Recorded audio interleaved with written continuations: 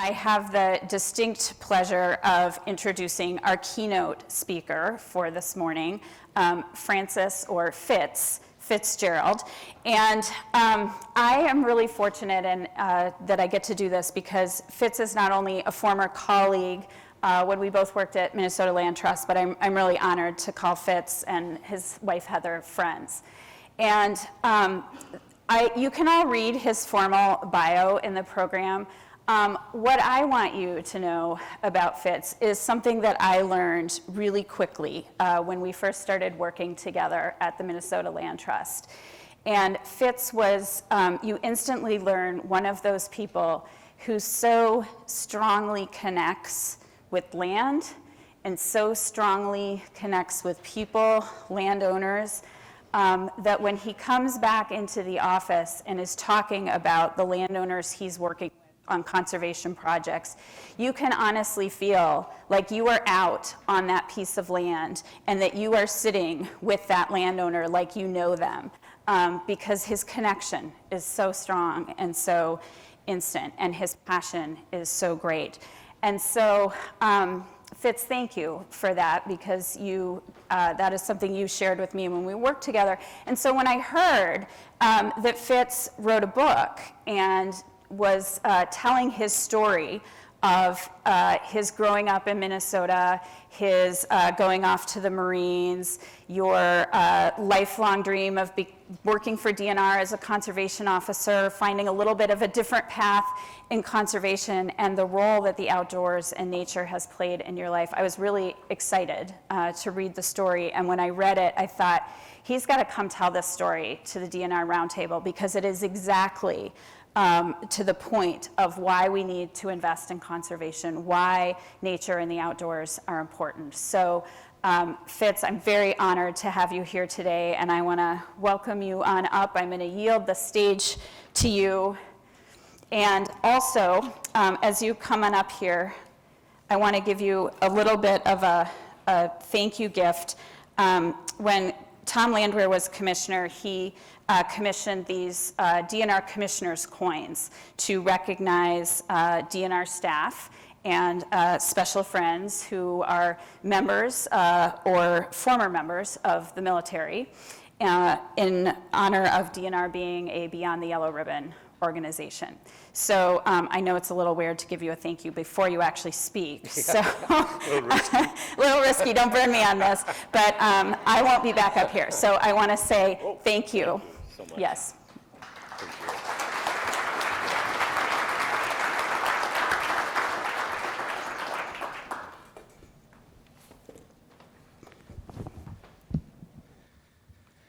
Thank you, Commissioner. I usually don't need a mic. I tend to broadcast out a ways just naturally, but I just realized sitting over there that if I ever want to boost my confidence as a fisherman, I need to go fishing with the governor, it sounds like that. Good morning, DNR staff, Commissioner, all you guests out here, the elected officials. It's my pleasure here today to speak and sort of share my thoughts about investing in the future of conservation. I tend to kind of get off subject, so I made some notes to keep me in line here. I guess first I should probably tell you a little bit about myself. I was born in Rochester, and for the first 6 years, we lived on a large dairy farm just south of Rochester, out where the airport is now, actually. I had the run of the place as a kid. I was too young to get drawn into the milking cows and all the farm chores that my two older brothers used to complain about constantly. That was about 5 or 6 years. Then we moved into Rochester, just as Rochester was really starting to grow. And we moved into a new little house in northwest part of Rochester, essentially, if you know Rochester, where John Marshall High School is.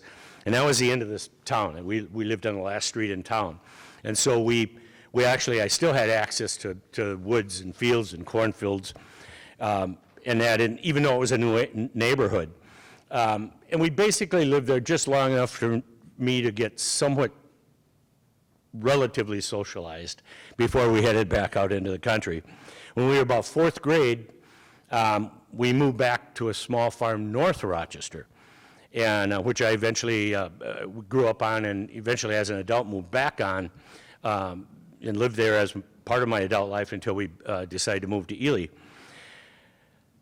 That's a simple version.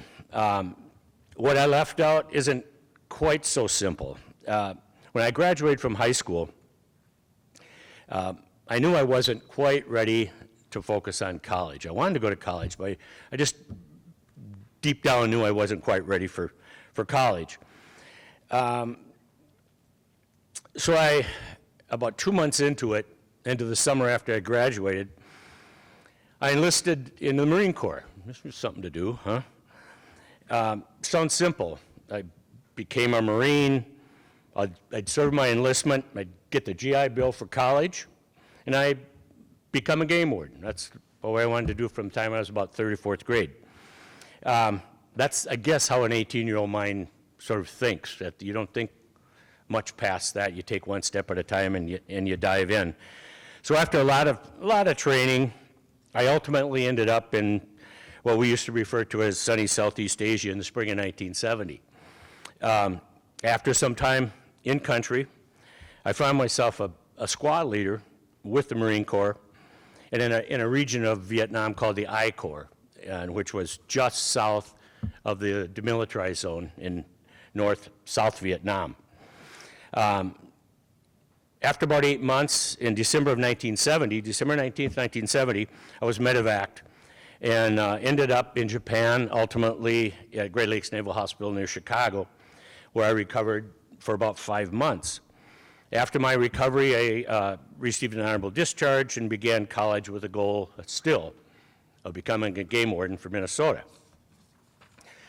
The physical healing took several months, as you can tell, but the mental and the emotional healing turned out to be relatively longer, basically a lifelong battle. For me, I eventually realized that the best healing prescription was being outside, outdoors, out in nature. And I slowly realized the healing power of the wild. So today I want to talk to you about my journey and how it interweaves with the theme for today's roundtable, investing in the future of conservation. Personally, I see 3 quick ideas about the future of conservation.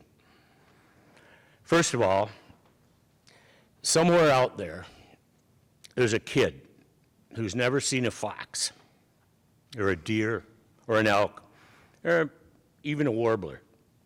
Or as far as that goes, never really seen a river or a real forest. The natural world is totally foreign to them. If they do accidentally see something on TV or see a picture of something, it might as well be on the moon. It's that foreign and that improbable to them. They can never really relate to something that's so abstract and they're so unconnected to. Even in better circumstances, when the kids are exposed to the outdoors through maybe books or movies or classes or even video games to some extent, if they never physically get a chance to get out there, they never really connect, and that connection falls far short. And thus they grow up unattached and uninterested in the outdoors.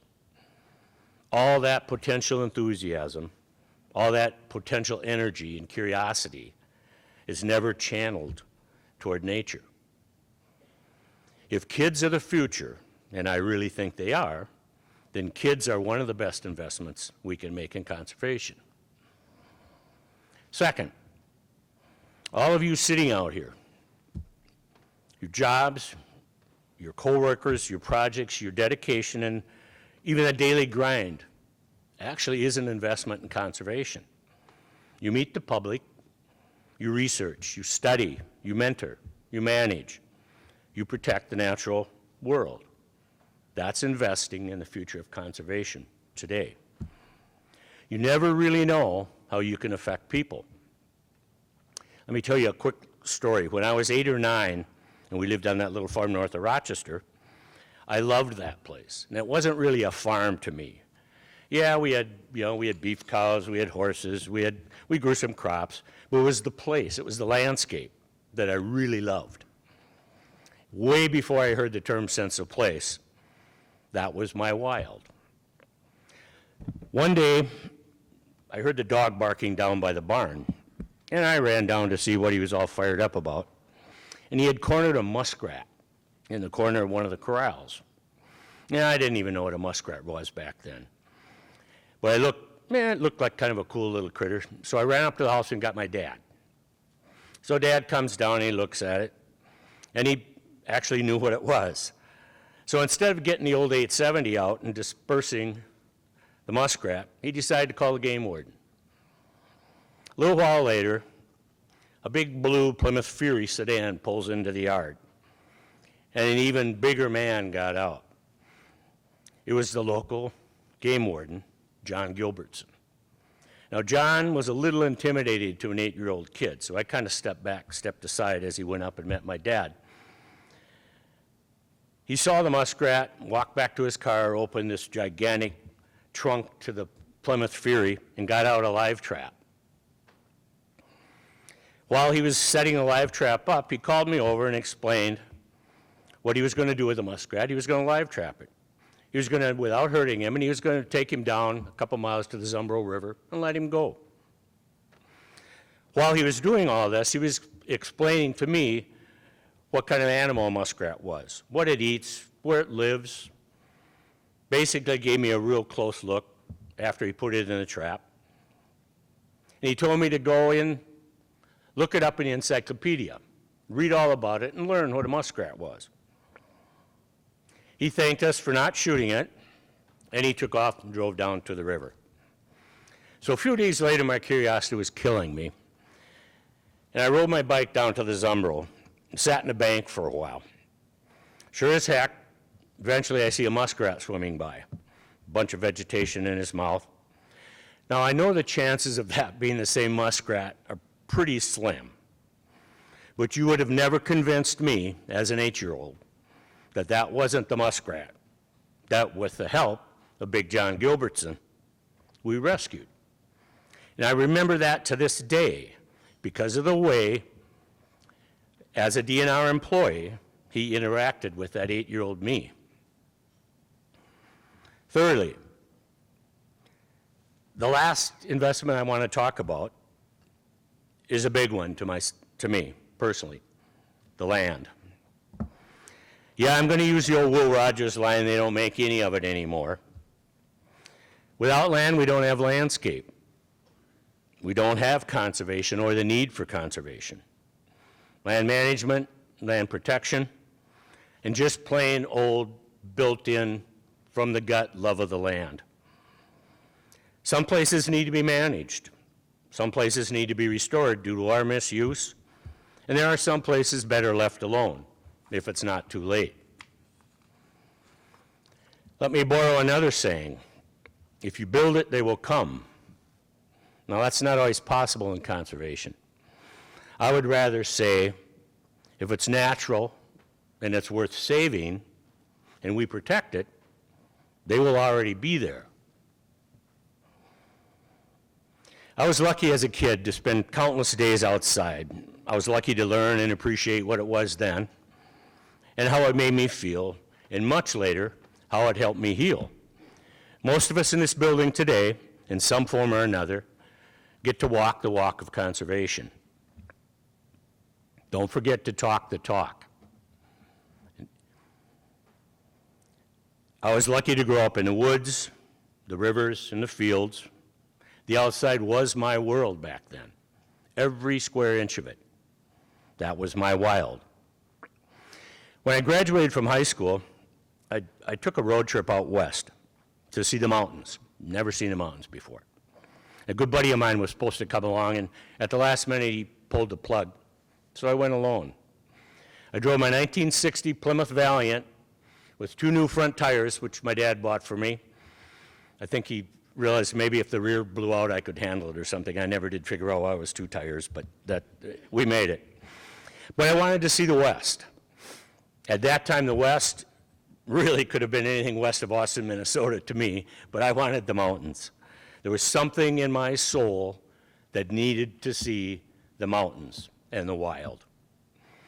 Now, I never realized that that chapter in my life would become a chapter in a book 50 years later.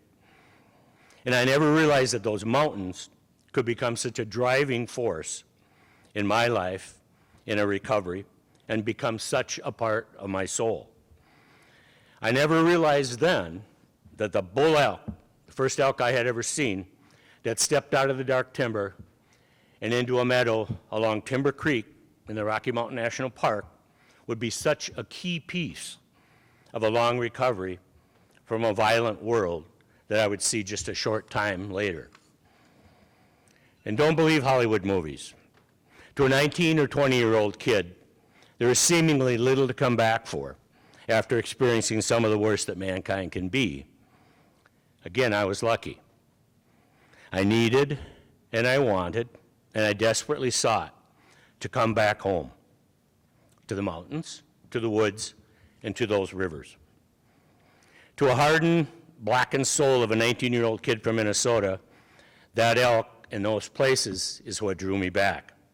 And I asked myself over and over again, what if I had never seen those things and never experienced those things? Literally, my future then was because of someone else's investment in conservation in the past. I recently read an article by Byron Pace, who's an outdoor filmmaker, a writer, a hunter, and what I would call a field conservationist. In the article, he says, conservation today is about protecting the landscape.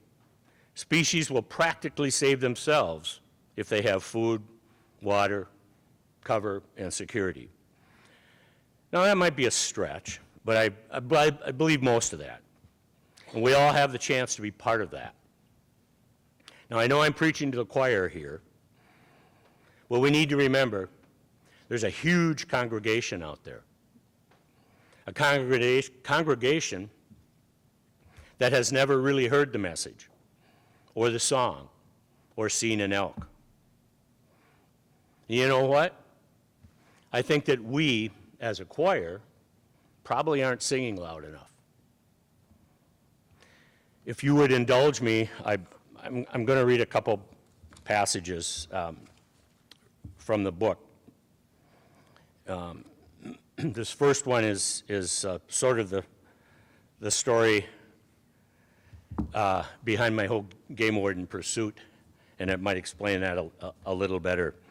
The winter of my senior year in college, I had applied for a game warden position in the state of Minnesota, my lifelong dream and promise to myself when I enlisted in the Marine Corps.